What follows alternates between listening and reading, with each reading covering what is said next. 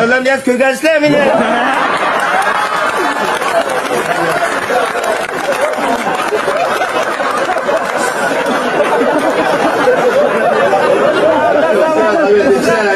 Dağla koygan dike tallap koyanlar.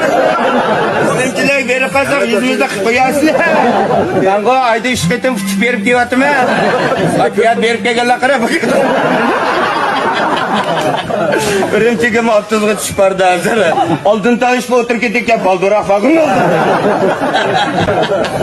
Jadal gaplar, nima unda qilsa bichara chaqchaqchi. Ay, seni ichilamsan bir gap bor. Javdatni ko'z kirvama. Javdatlar degan ona ko'zga kirvaqday cho'lamdi. Qanday qondak ishim tut. Javdatni ko'zga kiram deyam. Javdat o'zi men qarabdi.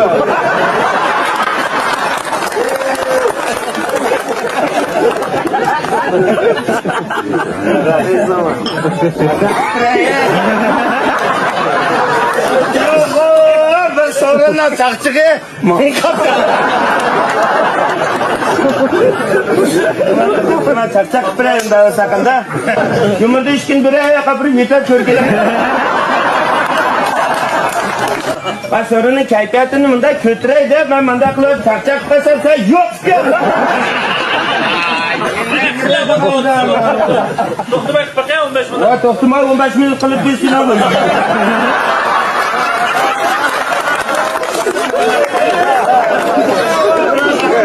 Qo'rqqandan keyin to'xtab qilamdi. Kayni-kaynidan qilamdi. Mana o'zimning ishimda ko'rgansa mana. Endi qilaman. Taksidagidan turib olaman. Sen de hemen çıkanı kış kokağa mısın?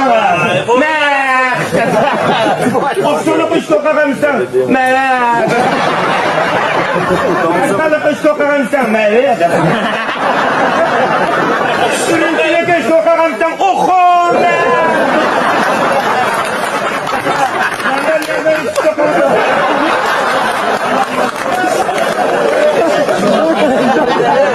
Ben demedim biraz daha. Sıkış sokan ki sana baksana. O senet dedik nesin niye yedin onu bakma. Kaç merak etsen müzik sepeti kalsın. Örüldü mü Mevlam Mert'inle?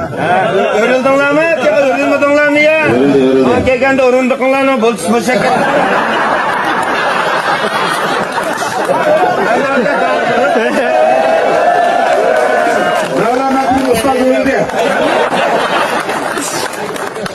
Akıl yamlamaz, itildiramışsın. Ana, adamların aldığı sen neyince bir kullanıyorsun? Ama çarşafçılar hem de budak saklı kumlara peyirle kıraç gibi. Budaksın beka, budaksın man oldu mu? Acaba birinci kısmı sen kayıtvakandak bilin.